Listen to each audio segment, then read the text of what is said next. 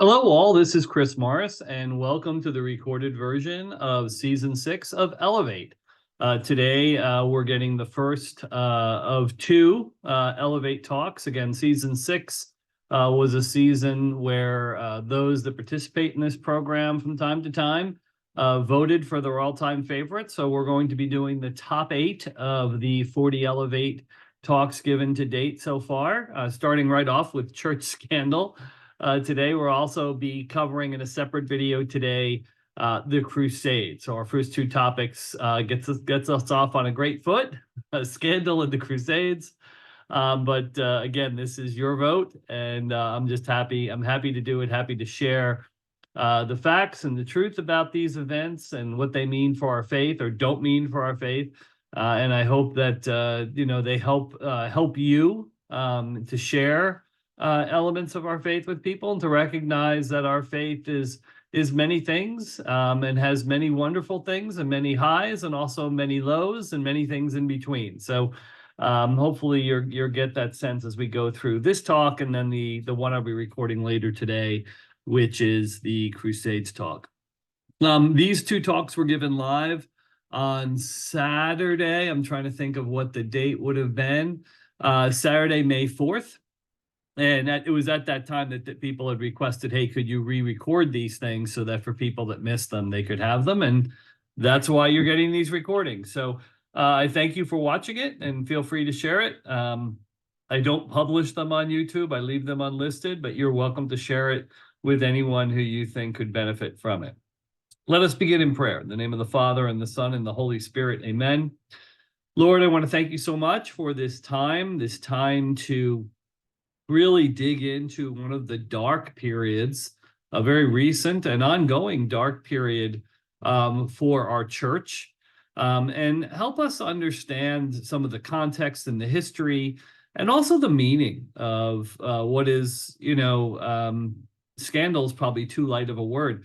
What is just a tragedy for so many people who've been affected by this, and a tragedy for so many Catholics whose faith has been shaken by church scandal.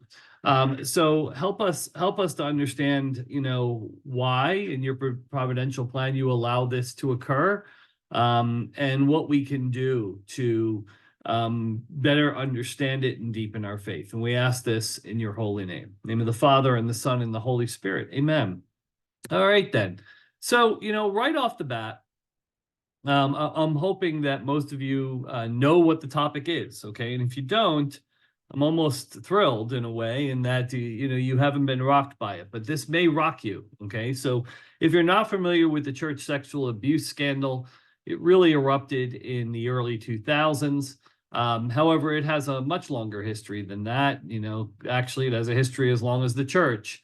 But even in the direct scandal elements that we know of today, it has a much longer history. So, it goes back quite a bit. It's not just the sexual abuse of minors by ordained priests that is incredibly tragic and problematic and evil, but it is the cover-up that ensued. And I want to use that word carefully, because that has a natural negative tone to it, but hopefully you see that in some cases, if not most of the cases, what we are today viewing with hindsight as a cover-up may not have actually been as much of a cover-up as just a total failure of our experts in the area of psychology and sexual abuse. And you understand what I mean by that as we start to walk through this. But let's talk about what we're going to actually cover today. So we're going to talk about what is the reality of the sexual abuse scandal. So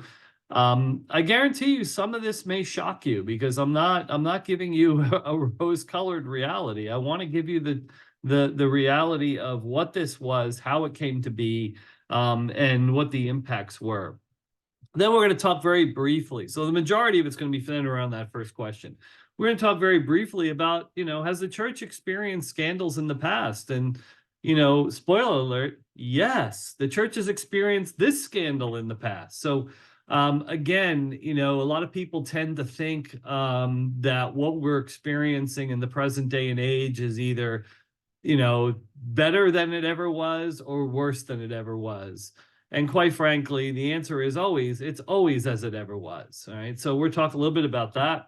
And then, you know, then we're talking about, well, you know, why be Catholic if the church has failed so miserably, and try to answer that question. And hopefully that's not a question that you're seriously pondering, but many people have indeed left the faith, and left faith entirely because of this scandal. And that is incredibly unfortunate and just adds more tragedy to the tragedy that's already present through this heinous evil. So what is the reality of the sexual abuse scandal? And you can see as I've started this, I've had some newspaper headlines in the background. If you've read those headlines, you're just probably already thinking, wow, this is pretty bad. And you should be thinking it's more than pretty bad. This is an intrinsic evil. This is terrible, okay, what has happened here. But let's actually talk about its history. And when I look at what I call thorny issues, things that are tough to confront, whether they be in faith or outside of faith, I tend to use a process, okay? But in this case, it's a process very geared towards issues relative to the faith. It's a 7-step process that starts with praying, okay? Everything should start with prayer. Lord, help us to understand, and we've done that step. It moves into having a better understanding and making sure we're clear about the Catholic worldview, and we're going to do that in a few moments. And then very, you know, succinctly and clearly define what the issue is, because sometimes when you're talking about, you know, negative topics and difficult and having difficult conversations about difficult subjects, the human tendency is to sort of expand them and morph a bunch of things together. And I want to be very focused today on this church sex abuse scandal and what piece of it we are really going to take a good look at. And then we go and say, hey, what does reason tell us? So we don't start from a faith perspective. We go back to God's beautiful gift of us of intellect and will, and we use our reason to say, what does our reason say about this issue? Forget about what faith says for a moment, but what does our reason say? And then only after that do we go back and say, okay, and what does our faith say about this issue? And then we're going to, and what other facts or context or history can we consider? And context is critical.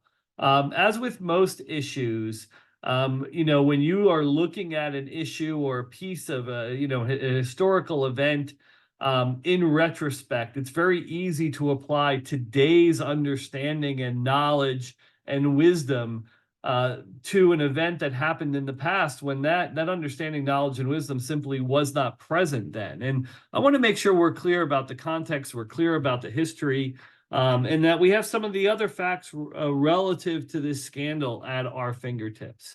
And then finally, what does it all prove and what does it not prove? And this is really important, especially when it comes to talking about people who have chosen to leave the Catholic Church because of the sexual abuse scandal. You know, it's important that they understand that, you know, what they're doing doesn't logically make any sense.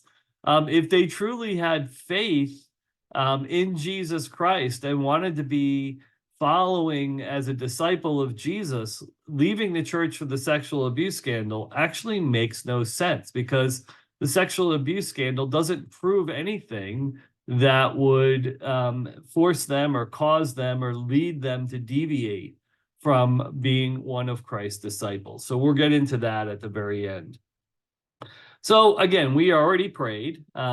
Let's talk about the Catholic worldview. And to help with that, one of the things that I handed out in the live class is basically my notes for this talk. So I've posted them on the shared drive along with all these videos, and that's where I'm going to keep posting everything that we go over in this season of Elevate. So once you have the shared drive, you'll be able to go back to it and anything new that's posted. Basically, I always like to give people very detailed notes about my talk so that they can replicate them if they need to. And I give you access to my slides. As a matter of fact, I post them on the share. Feel free to use them and alter them. There's nothing here that I haven't begged, borrowed, or stolen from someone else. So feel free to beg, borrow, and steal it from me. But one of the things that's important is in my 7-step process is this Catholic worldview and making sure it's front and center when you are really considering any topic. And I just want to briefly review that right off of these notes. So very important to remember, we live in a world created by God for no other reason than love, and it's sustained by God in being, which means that if God stopped thinking about us even for a second, we would cease to exist. Okay. And a lot of people don't like to think about that. Okay. But it's the reality. God chose to create us. He doesn't owe us life. We didn't earn anything to exist. We didn't earn anything to make the universe exist, quite frankly. And he did this purely out of love. And whatever we get in this life is a gift. Okay. 100% of our lives are a gift. So that's important. God is all good and all knowing, and he wills our good, our eternal good, above all else, and knows exactly what it's going to take to achieve that for us individually and collectively, which is important. Okay. And this is where people start getting into, well, this doesn't make a lot of sense because there's a lot of evil in the world. Why would an all good God allow that? And the basic premise of the Catholic Church and our worldview is he would only allow evil to exist if it was possible for him to create a greater good out of that evil. So we're going to keep coming back to that over and over again. Our lives on earth, the 60, 70, 80, 90, if you're lucky, maybe 100 years that you get currently, are an apprenticeship. The only reason we're here is to learn how to love God, love each other like he loves us. Boom. Everything else we do, our careers, our chosen vocations, what we do in our free time, our artistic endeavors, our intellectual endeavors, they're all secondary to the fact that we're just here to learn how to love God and love each other. And they're all things that we do to help us achieve that primary goal. And when you start thinking about your life that way as an apprenticeship of love, it does change some of your decision making. What also changes your decision making is the fourth bullet there. We are immortal. Our bodies will die and decay, but our souls are immortal. They are created at the instant of our conception by God himself. They are forever. Okay. As a matter of fact, Jesus made a very unusual promise. He said, not only are your souls immortal, but at the end of time, when we're ready, okay, to complete the building of the kingdom here on earth, I'm actually going to give your bodies back. Okay, so we die, our soul separates from our body. That is the definition of death right there.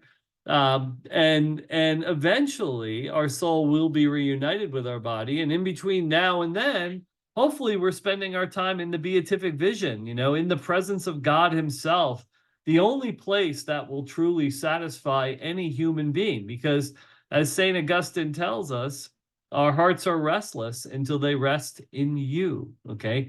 And he's talking about God there, all right? So we search all our lives for happiness and joy. Unfortunately, we're never going to find it here. We are on this earth, but we're not of this earth. We're meant to be in union with God himself, and we will be because our immortal souls will allow that to occur.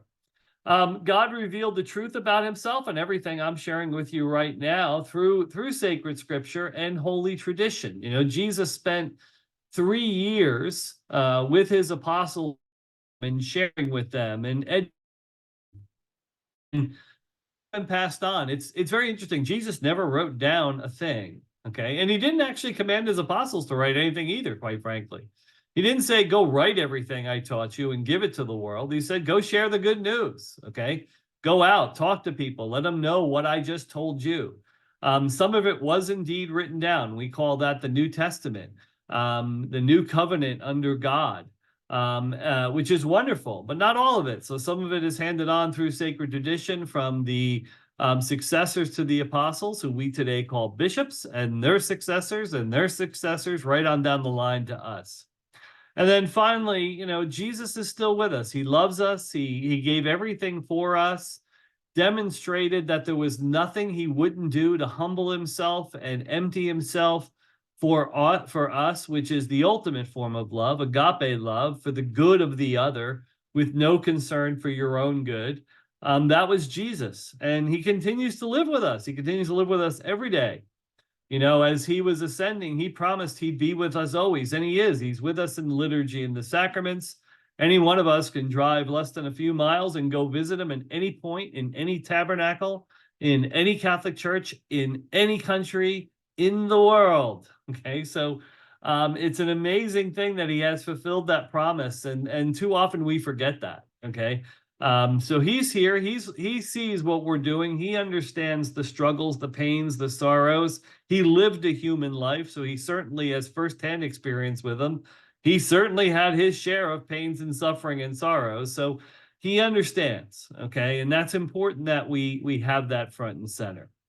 All right, let's get back to the slides. So again, that's the Catholic worldview. We want to keep all of that clear. Then let's clearly define the issue, and I'm going to be very succinct. We're talking about the church sexual abuse scandal. This was the priestly sexual abuse scandal and the church's hierarchy's response to that scandal. And I'm going to go back to about 1950, which may surprise some of you because I think many of you probably did not become aware of this and may not even be aware of it, but did not become aware of it to the early 2000s. But I want to trace it at least back to 1950 with the caveat that there has always been a church sexual abuse scandal since day one. Okay.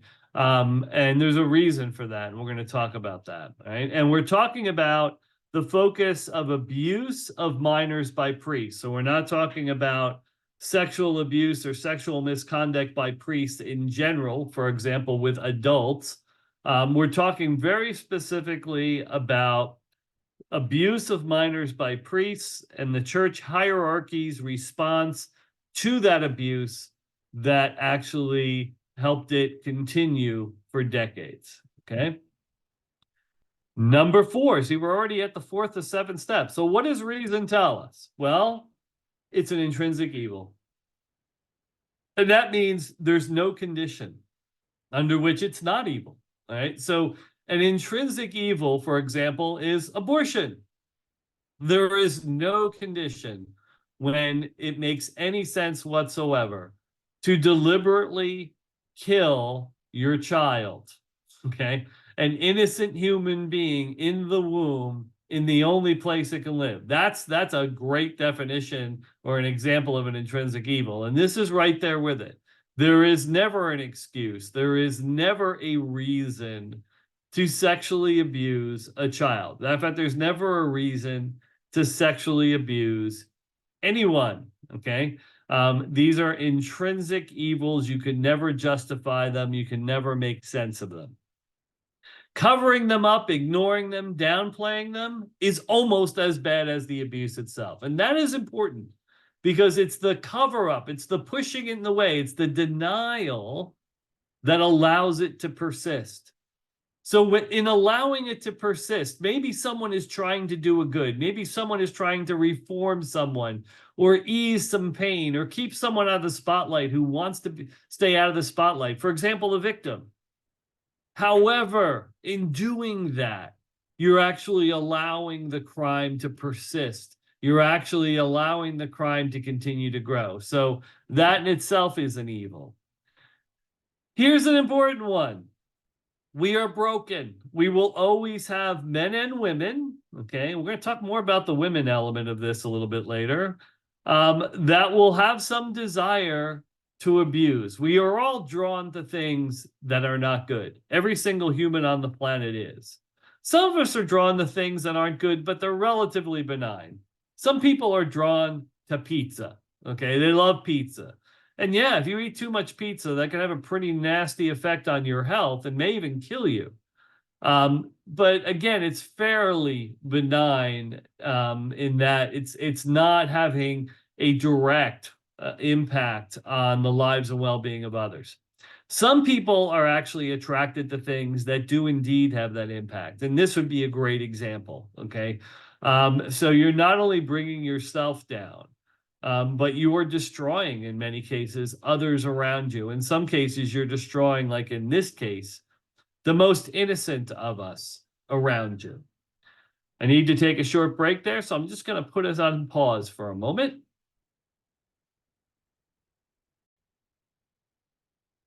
Okay, I am back. Again, from time to time, I may have to pause this video. By the way, if you hear my dog barking, I will pause it if he's going to continue. He's a very loud beagle. And I am actually recording this from my home office. So we have people from time to time coming by, and I need to just pause for a moment and get back to you. Or maybe you'll hear my wife come in the background asking me a question. So don't be disturbed if there's some background noise. Just again, I am not recording this in a studio or at the office where I can find a silent space. I'm recording it in, again, our my home office, which is in a little house in my backyard with my dogs. Anyway, let's go back. So fallen nature, we're broken. Okay. So intrinsically evil, cover up is as bad as the evil itself. And because we're broken, I don't like to say we should expect this, but we should not be surprised by this, and we should not be expecting it to be completely eliminated. This is something where awareness at best is going to be able to reduce it to a very low level. But to eliminate it completely would be to somehow fix human nature. And I'm not believing that in this life that is going to happen. Okay, so that's our what reason tells us. So also, final, and this is important. Anyone who's called to a vocation where they are going to be in service of minors, by the nature of that call, they have to be held to a higher standard. Okay. So we should expect more from those that are called to that vocation. Unfortunately, what happens is many people that enter into this type of service aren't actually called to that vocation, but are attracted by the opportunity they will have to be in close proximity to their intended prey. And that sounds terrible because it is, but it is a reality, whether it be priests or teachers or Boy Scout leaders or child care supervisors. Unfortunately, we have positions that put people in a natural point of contact with children. That's part of that position. It's essential that people that have this inclination will be drawn to for that very reason. And many of them can do a really good job of fooling those who are responsible for putting in those positions, and putting off any suspicion until it is far too late. All right. So what does our faith tell us? Well, the Catechism of the Catholic Church, which are often referenced, by the way, CCC 2351 through 57 are the paragraphs in the Catechism of the Catholic Church that talk about the misuse of our sexual powers. All right. And I would suggest you read it if you've never read it. Okay. It's pretty short. You could read it in just several minutes because those are paragraphs, not page numbers. But what it tells us is any act outside the marital bond, which is not procreative, which means it's not open to the procreation of life, and isn't specifically intended to promote the unity of a spouse to another spouse within a valid and sacramental marriage, is a mortal sin. So any sexual act outside a valid sacramental marriage is a mortal sin. Right? The fact that sexual abuse occurs is a most heinous mortal sin. So that's addressed specifically in 2389, paragraph 2389 of the Catechism. Any sexual abuse perpetrated by adults on children or adolescents in their care is a mortal sin. Okay, so all sexual acts outside the marital bond are a mortal sin, but any sexual act perpetrated against a child or adolescent is clearly a mortal sin of very grave nature. And we hear that from Jesus himself, who tells us that anyone who causes one of these little ones, and in this case, he's talking about both young children as well as people that are not very well educated. He mixes and matches those two together. And in this case, he's talking about both. So he's talking about those who are very young and unknowing, and those who may not be so young, but are still unknowing and can be easily preyed upon.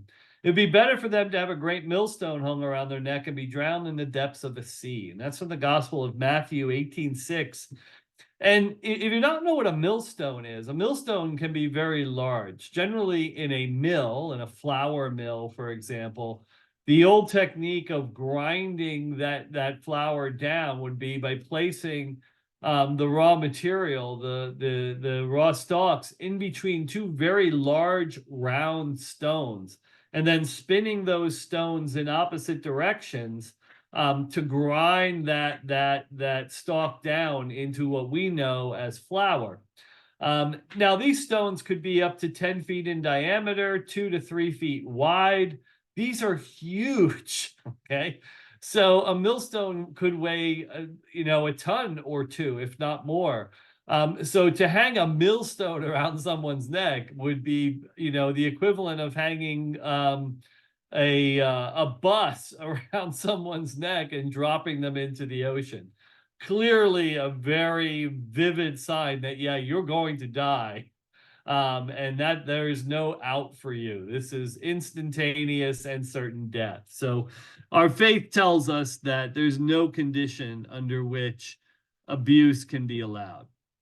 So what other facts should we consider? And this is where it's going to get a little ugly before it gets good. So in 1947, so a little pre-1950, I'm violating just slightly my own rule, but I use 1950 as the milestone or the guidepost for this discussion.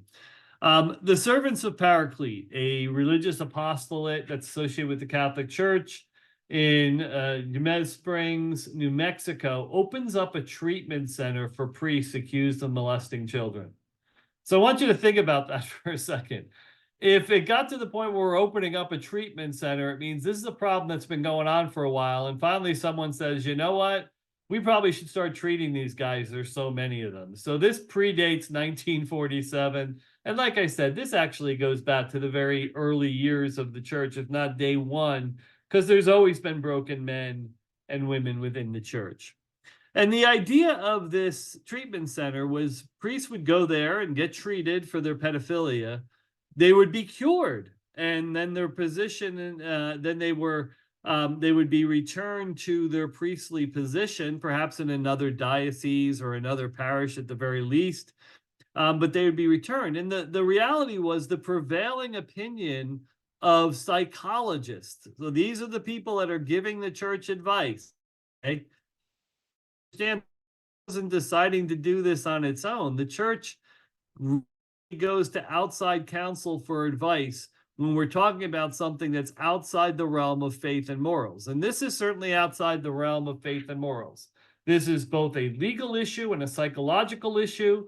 And so the church went to the American Psychological Association and said, how do we handle this? What do you recommend? And the recommended treatment at that time for people that suffered from pedophilia and would actually carry that out or transition that into action as abuse was to process them through a treatment regimen that could last as little as 2 weeks, actually. And then they could be declared cured of this attraction and be safely placed back into service. So this is what the bishops of the church were being told, okay? They weren't deciding this on their own. And that's an important fact for you to understand. As a matter of fact, this will make you sick. It was not until 1974 that Congress actually passed the Child Abuse Prevention and Treatment Act, which made sure that across the country, child abuse of all types was actually illegal. And it actually talked about, what the appropriate repercussions would be. Even within that act, it talked about treating people who suffered from some form of attraction to child abuse, whether it be physical abuse or sexual abuse or psychological abuse. Even in 74, it was still believed that these things could be treated and cured, okay? And I'm saying still because we now know that is highly unlikely to ever happen, okay? We know that when people are addicted to things, that addiction is lifelong, they can stay, for example, an alcoholic can stay sober for 35 years. They're still an alcoholic. And when they fall, they go right back to the same level they left off at. So that is, we now know so much more. But back then we didn't, all right? But it wasn't again until 1974 that you even had the U.S. Senate, okay, declaring that, hey, sexual abuse needs to be addressed. So this is a little scary, okay, especially with our hindsight. 1984, let's jump ahead another decade. This was the first time, one of the first times. It's likely there were others, but on this scale and this it was well publicized. First time a Catholic priest, a priest in the Diocese of Lafayette, Louisiana, was actually brought into civil court and tried in the civil court for sexual abuse of children. And as you can see here, 34 counts, okay? So he's the first one that's recorded. It's possible that there could have been another one in some, backwater town somewhere in the United States, but this is the one that gets the publicity. 1984, okay? Not long ago, all right? I graduated high school a year before this, so this is certainly relevant to my lifetime. He pleads guilty. He was sentenced to just 20 years. He only served 9 because they said he was rehabilitated. So even in the 90s, we still believed that pedophiles could be rehabilitated, cured of this inclination to seek sexual gratification through minors. We still believed it in the 80s and the 90s, okay? I know it's hard for us to understand that today in the 2020s. But now we're not talking, a century ago. We're talking about, just 20 years ago, 25, 30 years ago, right? 1997, we're going to move ahead another, actually, I should say 40 years ago. We're going to move ahead another decade. The first big judgment, landmark judgment against the Catholic Church for compensation for sexual abuse by priests in a diocese happened in Dallas, Texas, okay? So a lot of people say, hey, we didn't know about this to the early 2000s. Well, here we have in the 1997, $119 million was awarded to 11 survivors of clergy sex abuse. So this was coming to the forefront more and more long before it officially exploded, which would have happened in 2002. As a matter of fact, it was 2002 in Boston. Want to skip before we get to Boston. 2001. This is just important because the bishop, okay, of Tucson was so brave to do this. So today, most, if not all, dioceses actually publish lists of credibly accused priests, credibly accused of sexual abuse of minors, priests, on their diocesan website, okay? By the way, that's a great thing, because one way to put an end to this is humiliation, okay? That's something that pedophiles, they don't want to be known. They don't want to be standing out. They want to stay in the shadows, as all evil does. So when the Bishop of Tucson did this in 2001, it was an incredibly forward-thinking and brave act. And he took a lot of garbage for it, actually. He was ostracized because other bishops could not believe that this bishop was making this public. But this bishop understood, you know what, we can't hide this. Let's put it out there, because if we want to end it, we have to make sure everyone is fully aware of it. And then 2002 is when most of us became fully aware of it, when the Boston Globe released its series, its groundbreaking story series, Spotlight, the Spotlight series, that highlighted the abuse situation in the Diocese of Boston under then Cardinal Law. And I feel for Cardinal Law in many ways. This ended his career. But they were highlighting, hey, it was under his watch that there was a prolific amount of abuse. And they highlighted a story about a specific priest that was transferred and treated and treated and transferred and transferred and treated over and over and over again for over 25 years, okay? before finally someone said, enough is enough. We need to get this guy out of here. So it was an atrocious story that really, ripped the hearts out of Catholics around the world. And maybe for the first time woke up everybody to the fact that this is real and we need to start addressing it now. 2002, same year, Thomas Plant, okay, still teaches actually at Stanford. He actually was an advisor to the U.S. Bishops Conference. They called him in, almost immediately. And he's an interesting gentleman because he's very blunt. But he knows he did point something out, which I think is worth thinking about. And you're going to see this in the stats pretty clearly. When we talk about the sexual abuse scandal, we are primarily talking about things that occurred in the center to the latter half of the 20th century. So these aren't things that are generally occurring in large numbers today. It still occurs and always will, actually. But these are things that, when we talk about the scandalous stories, these are things that happened decades ago. And Plant points out, as I've pointed out, that at that point, the prevailing thought in psychological circles was, well, the answer is to treat them and put them back, into their position.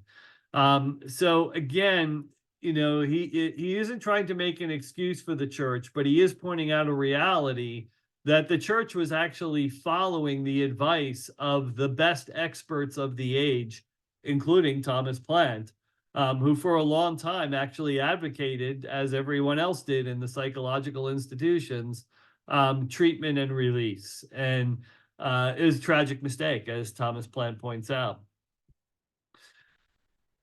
So 2002 at least got the U.S. Bishops Conference to wake up, and they met in Dallas and passed the Dallas Charter, which has been unbelievably effective in massively reducing the possibility and occurrence of child abuse within the church infrastructure, whether by clergy or laity. It requires things like background checks for anyone who works with the church, whether they be priests or lay people, which is very important because, strangely enough, it's the lay people working in the church that have greater access to children than the priests do in general. So again, this was huge. It required education. It required enforcement, background checks, removal of people that were credibly accused. It went a long way. As a matter of fact, it's used as a model by many other institutions now for how to minimize the chance of sexual abuse occurring in your institution. What it did not address, where it failed, to really holistically address the problem, was it never went back and said, and what should we do with bishops who covered this stuff up, who knowingly covered it up? So again, the bishops that were reacting on the best advice they could get in the 60s, 70s, 80s, 90s, that's one thing. The bishops in the 2000s and the 2010s who were continuing to brush this under the rug, okay, you can't claim ignorance because by the year 2000, American Psychology Association had recognized formally that this is not something that's treatable, that this is like every other addiction, it's lifelong. What you can do is control it and make sure you keep these people out of a situation where they would be tempted to fall into it. But you cannot cure them. So this was common knowledge by early 2000, and the bishops knew it as well. So what they didn't do was say, how can we treat people that are going to continue to act as we were acting in the mid to late 20th century? That can't happen. And that did not occur here at the Dallas Charter. Does later, by the way. Give you some more facts. 2004, the church actually said, let's find out how bad this is. So they asked John Jay College, who runs a number of different polls and studies and has experience in this, go take a look. And they looked at the period from 1950 up to 2002, up to that Spotlight article series. And they found out that approximately 4% of priests were guilty or credibly accused of sexual abuse. That may sound like a small number, okay, but I want to put it in context. Let's assume there's 400,000 priests in the United States. 10% would be 40,000. 5% would be 20,000. So we're talking about 16 to 18,000 priests were credibly accused. And I need to pause for a moment. I shall be back. Okay, back. So again, huge numbers we're talking about here, tens of thousands. So this is hugely significant. Okay. Now, an important thing is to understand, though, that the vast majority of those that were accused were ordained long ago. Okay, and we can thank John Paul II, Pope St. John Paul II, for this, because he recognized this problem long ago, amongst other problems with the way priests were being selected and trained and ordained. And he undertook a reconstruction of the seminaries worldwide and started to implement policies on filtering those who could enter the seminary, filtering those who could make it through, such that, in 1950, well over 90% of those who entered the seminary graduated the seminary into the priesthood. Yet today, it's less than 40% are able to get through the seminary screening process. So seminary takes generally 7 years. The vast majority fall out over the course of those 7 years, and sometimes for other reasons as well. It's not just this, by the way. But the church has really improved its ability to screen out people for which the call to the priesthood may not be their call, or for which it would be very dangerous for themselves, or for those that they would be in charge of. So that's important. I'm going to go back to the handout for a moment, which again is out on that share drive. There's a great chart in here which really illustrates visually what I'm talking about. So really what you see here is the total of accused priests and total of incidents. And what you can see is sexual abuse, the accused priests, the number of incidents really started to spike in the 50s and 60s and 70s, hitting its peak in the early 80s before it started dropping like a rock. And again, this chart only goes through 2005. It was part of the John Jay study that I mentioned earlier. But really very powerful graphical illustration of how the problem escalated. And then since, once people really started to turn their attention to it, which quite frankly happened long before it became public news. So, I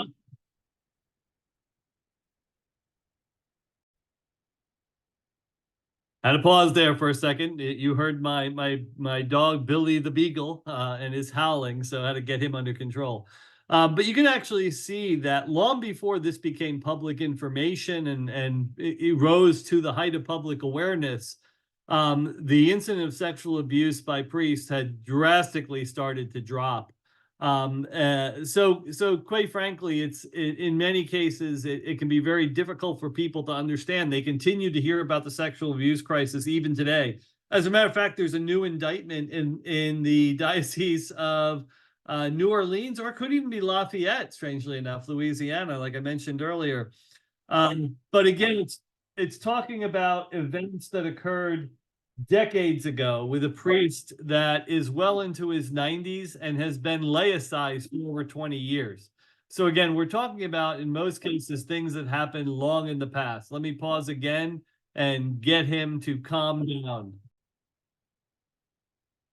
Clearly, Billy's a Catholic dog. He gets very upset by this conversation. So not to make light of it, but he does tend to get upset when I start getting too excited. And this certainly can bring out a lot of emotion. So again, back to this point, we're talking about a problem that exists today.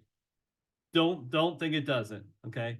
But that the extent to which it exists today is nothing compared to what it was in the 50s, 60s, 70s, 80s. And church has taken tremendous steps to not just reduce it, but to continue to fight to squash it out. The church will not stop until it is completely squashed. So that is important to know.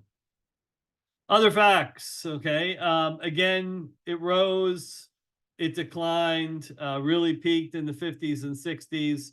That was the time when most of those priests were ordained. So a difficult time in the seminaries, and a time when we did not have the controls in place, did not have the knowledge, the understanding of the implications of this scourge. And again, it is something that the church has done a really great job at addressing. Unfortunately, we will continue to hear about this, about events that occurred in the past, primarily for probably decades to come. So it's not going to go away, but you do need to understand what it's talking about in most cases. 2014, Pope Francis institutes a zero tolerance policy. This is important. This means you have one credible accusation, whether that accusation is proven to be true or not, you need to be pulled from ministry immediately. So he changed the church's approach and said, look, we're going to assume guilt until you're proven innocent. Okay, and that is difficult. It's unfortunate. You could even make a good argument that it's unjust, but it is necessary in this situation because the stakes are so high. We're talking about human beings and young children whose lives are being ruined or potentially ruined, and hence we can't take this risk. So he institutes a zero tolerance policy. The next year, the Spotlight movie is released. This is a movie about that 2002 Boston Globe reporting. You see an image from it in the background here. It served to reawaken people to the issue, which many people then thought was a new issue, didn't realize that it was an issue going back to 2002, and that in 2002 was pointing to issues that happened decades earlier. But again, this isn't bad news. This isn't beating a dead horse. This is continuing to bring to light a problem about humanity that if we don't keep it in the forefront, we're likely allow it to start to rise again. Right? Then you get 2018, the Pennsylvania grand jury release, massive report about priests, 300 priests, 1,000 child victims, which sounded massive. Hopefully you compare that to the number I gave you earlier. 4% of U.S. priests, well, that's 40,000 people, or 20,000 people, give or take, maybe 16, 18 on the low end. So 300 priests is just a small portion of that, okay? So again, the numbers here are astronomical, simply because there are 75 million Catholics and a couple 100,000 priests in the United States. So it can grow very quickly. Illinois, 2018, similar report. 2019. So those reports may have contributed to Francis acting again in 2019, calling the bishops together and saying, hey, it's time for us to address something that has not been adequately addressed. And this is the bishop's culpability in all of this, specifically since 2000, since this really became public knowledge, and it would be impossible for a bishop to claim ignorance. So Pope Francis implements what's called Voestis. It's a procedure for investigating bishops. It's been used maybe a dozen times since it was implemented in 2019, dozen times, say, in the U.S. It's not terrible. It's good in many ways. It's waking bishops up to the fact that they can be held accountable. It is holding bishops accountable. But it's not as transparent as most would like. We find out that a Voestis investigation is occurring. That's made public immediately. But then after that, we don't hear anything until the final result is issued, usually several years later. So it could use greater transparency. And I think maybe that's a change we could all pray for, to just continue to move forward and handling this. Other relevant, so we talked about 4% of priests. Well, New York Times, of all places, did a study and said, whoa, wait a second. And this was long before the priest scandal erupted. Wow, 5% of public school teachers have sexually abused minors. So there are millions of public school teachers. So when you're talking about 5%, you're talking about hundreds of thousands of teachers that have abused children. And that was backed up by a study a little less than 10 years later by the Department of Education that said, oh my God, as it turns out, 1 in 10% of all public school children have experienced sexual misconduct on the part of one of their teachers, one or more of their teachers, before they graduate. Okay. So 10%, 1 of 10. Okay. You have a party of 50 kids, 5 of them were likely the victims of sexual misconduct by one of their teachers. And a disturbing part of this study was it said it was going to, it was impossible to differentiate between men and women. Apparently the rates were the same. So a lot of people really attribute this, to be a problem for men. And this study was one of the first that demonstrated, actually, we need to rethink this, because this seems to be just as much a problem with women abusing children as it is men abusing children. And then, of course, you had the latest and greatest news over the last few years with the Boy Scouts. 7,800 Boy Scout leaders credibly accused between 1944 and 2016. Just to put that in perspective, you're like, well, that's a lot less than 20,000 priests. Well, the Boy Scouts have 1/80th the population of the Catholic Church. So actually, quite frankly, it's the rate of Boy Scout leaders that were credibly accused was anywhere from 3 to 4 times that rate of credibly accused priests. So just want to give you some context, and I'm not picking on Boy Scouts. Okay. Like I said earlier on, people that have this inclination naturally were drawn to professions where they would have easy access to their victims. Okay.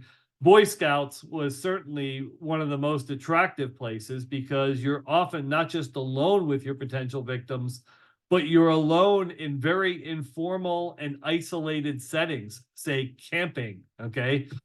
Where it was ideal for these people. Okay. So again, it's no surprise that the Boy Scouts would have such a high proportion of it, because it's probably the most attractive situation for potential abusers. CNN again uncovered the story. It was interesting. Department of Justice didn't release this themselves, and I find that quite interesting. People have been very vocal about the investigations into the Catholic Church, yet for some reason the Department of Justice did not deem it important to release the fact that they were now investigating the Southern Baptist Convention, the single largest United States Protestant denomination, for the proliferation of sexual abuse of minors within those congregations. And CNN, to their credit, did indeed uncover this and release the report themselves. But it just seems odd to me. Maybe it seems odd to you. And I hope it was just bad thinking and not intentionally trying to, trying not to take the spotlight off the Catholic Church. But again, I don't bring these facts up to say, hey, okay, see, the Catholic Church is okay. No, it's not. Okay, none of these organizations are okay. What I'm trying to point out is that this is a humanity problem. This isn't a Catholic problem, and that goes back to those Catholics that left the church because of this. Yeah, we should be holding the church to a higher standard. It's the church. But you know what? To expect humans, which are the people that run the church, to be perfect is unreasonable. And as a result, we have to expect that flawed humans are going to get in, and flawed humans are going to do evil things. And that has nothing to do with Jesus Christ, the life he preached, the discipleship we are all trying to follow. It has everything to do with the fact that all humans, every single one of us, are broken, and some much more broken than others. And those very broken people can do very evil things. Okay. Very important. So what does it all prove? Well, it proves that, again, what I just said, this is a broad-based societal issue. It's an evil, and we need to talk about it. We need to get it out on the table, because you cannot defeat something that stays in the dark. The people that perpetuate this type of abuse want to stay in the dark. We want to talk about it. So as painful as it is, every time I hear one of these news stories, it also means that we are doing more damage to those that will potentially consider this type of action in the future, and discouraging them from doing so, saving someone's life. Again, reporting it, speaking about it, very effective. And the reality is, yeah, it was mishandled in the Catholic Church. You know, abuse of minors by both priests and laity, mishandled, ignored, covered up. However, it has been addressed now. It continues to be addressed. We will continue to address it forever. And the incidence of it has been significantly reduced, far lower now in the Catholic Church than probably in most, if not all, other institutions. So we're going to continue to hear about historical reports of it. But rest assured that the Catholic Church has done a pretty good job and is actually used as a model now for other organizations who are finally being forced to confront this same evil that has embedded their organization. It also proves that, again, the church was right in what it did back in 2002. Vos Destis helped, no doubt, but we could do more. And the reality is, until we've eliminated it completely, we should never stop. Even one person is one too many. So even though the incidents today are so few and far between, and we've done great jobs at addressing it at both ends of its occurrence, even one is too many, and we can never stop. So we all need to understand that and continue to think that. What it does improve is that the church is flawed. Church teaching on this issue has never changed. Okay, but the evil persists. Okay, there are evil people in the church.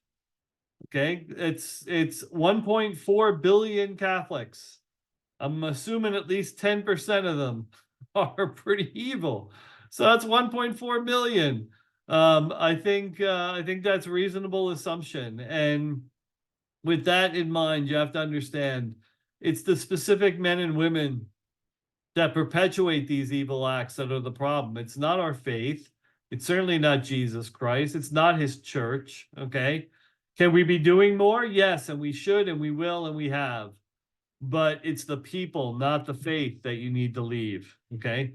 Again, it doesn't prove the church isn't the church Christ established. It absolutely is. He didn't promise it was going to be perfect. As a matter of fact, he promised it would fail. He says, but what won't happen is the gates of hell won't prevail against it. So it won't fail completely, and it won't mislead you down the path of poor faith and morals. But it wasn't going to be perfect. He never claimed it would. And he knows that's part of giving us the dignity he gives us to be part of our own salvation. You have to take all the wonderful parts of that with all the potential evil parts of it as well. And there are many potentially evil parts. Let me turn that little ringer off as well. It's family texting me like, hey, what are you doing? They always seem to text when I record. It's just the way it is. What also doesn't improve that the church is no longer, salvation is no longer available for the church. Of course it is. Liturgy and the sacraments are still here. They still are the only ordinary means of accessing God's grace, period. Okay. To leave the church, to leave the liturgy and the sacraments, to leave the Eucharist because of the church sexual scandal is to cut your nose off and spite your face. That's where that saying comes from. Okay. It's to do something incredibly stupid. Again, what it also does improve is, well, if we just ordained women, this problem will be fixed. I just want to remind you that the majority of the sexual molesters in public schools were indeed women. Okay, so this has nothing to do with men or women. It has to do with a flaw in humanity. By the way, Boy Scout leaders, many of those that abuse children were married. Marriage does not prevent this. If you have a proclivity to the sexual abuse of children, you can cover that up a myriad of ways. One of them is to be married, okay? Which, by the way, could give you access to your own children to abuse. As sick as that is actually the thinking of many sexual abusers, okay? So be aware that the answer, oh, we should just ordain priests, which, by the way, we can never do because it's an infallible declaration. We only can do what Jesus taught and did and modeled for us, and he clearly did not teach or model that.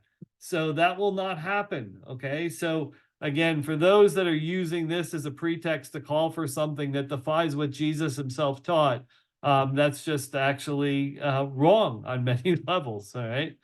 Finally, it doesn't prove that priests are more likely to abuse anyone than any other adult. As a matter of fact, it shows that left alone, priests are just as likely as anyone else, okay? But that what the church has implemented through the Dallas Charter and Vos Estis has made it very less likely that priests will abuse children, simply because it has whittled out those people, put a filter in place that is not in place in most institutions, and certainly not in the public at large. So again, priests were no more, no less likely under normal conditions. They are much less likely under the conditions in which the Catholic Church is operating today. And, has the church experienced scandal in the past? Yes, you should read. You should read. I think I have the title of the book here. Yes, Saints and Sinners: A History of the Popes by Eamon Duffy. You want some scandal? Go read the history of the papacy. There's been 266 popes. Approximately 90 of them are saints. Approximately 20 of them, and by the way, I think I'm being very conservative there. I think it's more like 60, are very likely in hell. Okay, we've had some doozies out there over the years, and if you want to talk about scandal, these guys were the kings of scandal. Okay, Pope Stephen actually had his predecessor exhumed 3 years after his death. By the way, he was killed by Pope Stephen, stabbed to death by Pope Stephen, but had his predecessor, Pope, exhumed and put on trial. He was dead. He had him put on trial for heresy. He didn't put up much of a defense as a dead person. He was guilty or found guilty. Pieces of his body were sent to the four corners of the earth, and what remained was thrown into the Tiber River. So we've had some doozies, okay? And it's really hurt the church. It's damaged people's faith and trust in the church. It led to the Protestant Reformation, no doubt, okay? And it also led to the Counter-Reformation. So it did end up having some good results in some cases, So again, God, even in our own lifetimes, has been able to turn some truly evil events into some truly good ones. The Crusades, we're going to talk about those next, so watch that. I'm not going to spend any time talking about them here. And then the Inquisition. A lot of people have a lot of misunderstandings of the Inquisition. I heard a stat the other day. Actually, it was part of a question that was asked of me. I answer questions for CatholicQuestions.com. And the question was, well, how did the church get away with killing 50 million people during the Inquisition? And I had to point out to the individual who asked the question that the total population of Europe at the times of the Inquisitions, there are multiple, was less than 50 million people. So the church certainly didn't wipe out every man, woman, and child in Europe and leave it empty. So that's ridiculous. As a matter of fact, at its peak, in its worst years, the Inquisition, and the worst one of them was the Spanish Inquisition. At its peak, it may have actually installed capital punishment on 2,000 to 3,000 people. So we're talking not small numbers, but certainly not the numbers that are regularly bandied around, millions. It's a genocide. It's at very least hundreds of thousands. Now we're not even tens of thousands. We're talking about individual thousands. And outside of that Inquisition, the Spanish Inquisition, the death penalty was rarely employed. As a matter of fact, it was quite common for people who were accused of a civil crime to then turn around and commit an ecclesial crime, a crime against the church, because they wanted to be tried in the church courts, in the courts of the Inquisition, rather than the civil courts, because the church courts were known to be more lenient. So a lot of people have a lot of misconceptions about the Inquisition, what generated them, why both people in the church and in the secular world felt they were absolutely necessary. And I will do a talk on the Inquisition someday, and that'll be a good one for you to come to, because there's a lot to talk about there. Oh, excuse me. So why should we remain the church? Well, the Bishop had a very small 40-minute read a few years back. I think he still sells it for $1 for anyone who wants it. Letter to a Suffering Church. He does a great job, okay?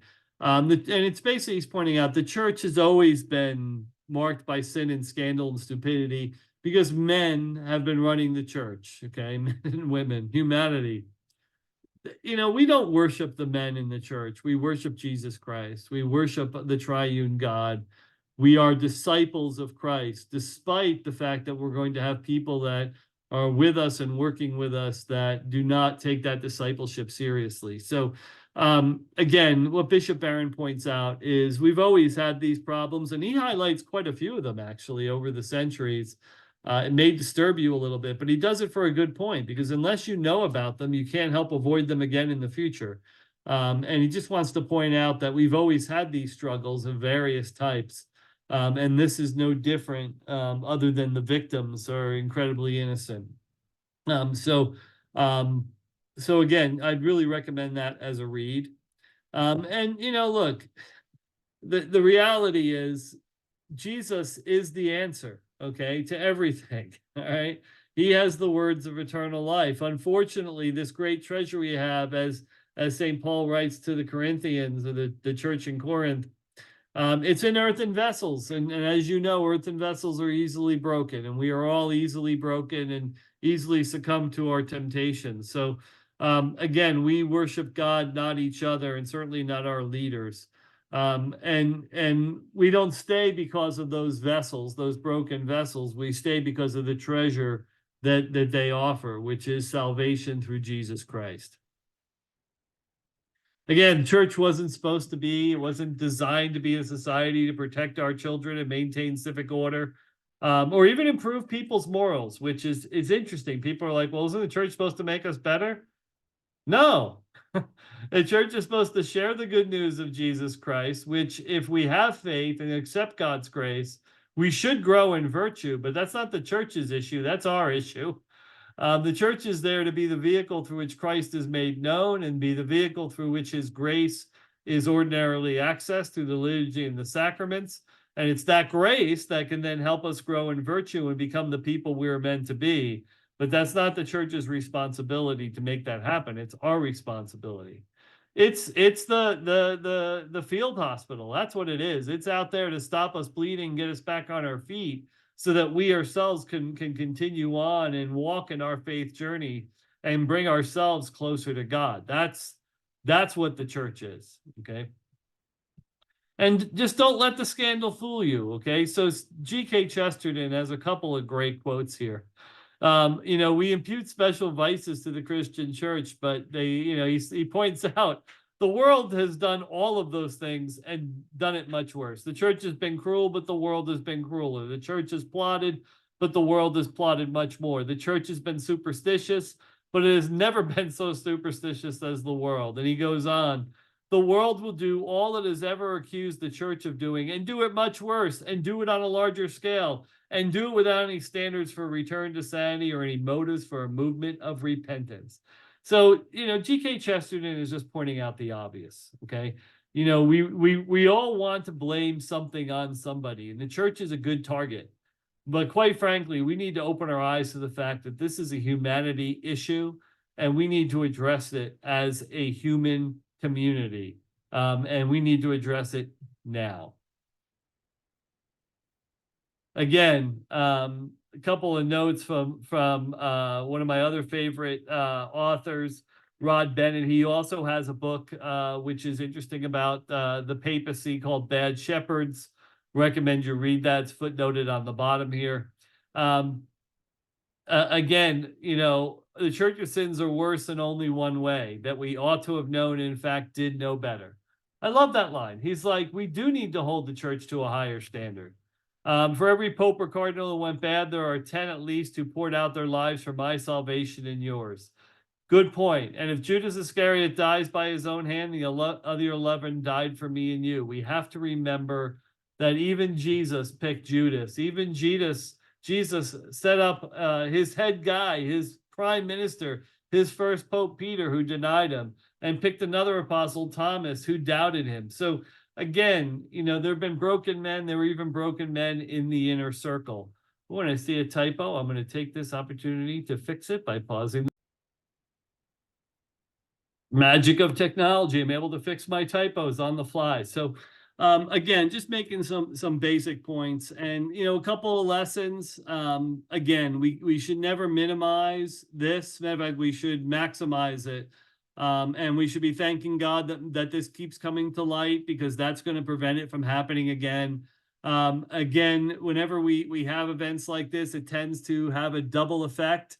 And this is where God can turn evil into good. He will raise men and women that will do amazing things. We've seen it time and time again in Catholic history, that following, real acknowledgement and awareness of scandal comes the raising of a lay person that does amazing things to lead us out of that scandal. So I'm anxious to find out who the new Catherine of Siena will be.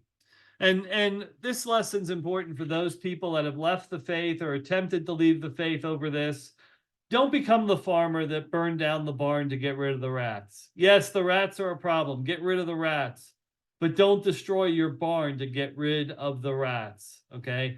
Our job is to work and fix the barn, plug up the holes, get those rats out of there and keep them out forever. That's our job. To burn down the barn to kill the rats is just sheer stupidity. And then again, last couple of notes. You're like, won't this destroy the church? One of my favorite quotes of all time. So Cardinal Ercole Consalvi, Secretary of State for Pius VII, when Napoleon had invaded Rome and had come to the gates of the Vatican, and he wanted to actually take the Pope. And he threatened the Secretary of State, Cardinal Consalvi. He says, I'll destroy this church. And Cardinal Consalvi, is reported to have said response, "You will not succeed, Your Majesty. Not even we priests, bishops, and cardinals have been able to destroy the church." So very, very funny, and also very true line. Broken men have not been able to destroy the church because God promised it would not. It would always exist. The gates of hell wouldn't prevail against it, and He would make sure the Holy Spirit guided it to truth. And He's done that for 2,000 years. And then finally, Hilaire Belloc, the Catholic Church is an institution unbound to hold divine, but for the unbelievers, a proof of its divinity might be found in the fact that no merely human institution conducted with such knavish imbecility would have lasted a fortnight. What Mr. Belloc is saying there is, yes, the church is incredibly broken, and its brokenness actually proves the point that it is divine in nature, because any other institution that was as broken as the church is should have dissolved long ago. Yet here it is 2,000 years later, continuing to grow. So love Hilaire Belloc, and that's it. So that brings us to the end of our presentation on church scandal. I hope you got some value out of that and learned some things that you can share. Feel free to access that handout in the shared drive. And again, share this video and that handout with whoever you like. Again, the slides, everything I just went over, it's out there as well in PDF format. So feel free. You can use anything that I put there. I tried to reference as often as I can if I called third-party references. But love you to use it. Love for you to share it. And hopefully this gives you a new understanding of what the church scandal is all about, and really how we need to continue to be vigilant to continue to fight against it. Let us end in prayer. In the name of the Father, and the Son, and the Holy Spirit. Amen. Lord, thank you for all you do. Thank you for your love of us. Thank you for our tolerance of us.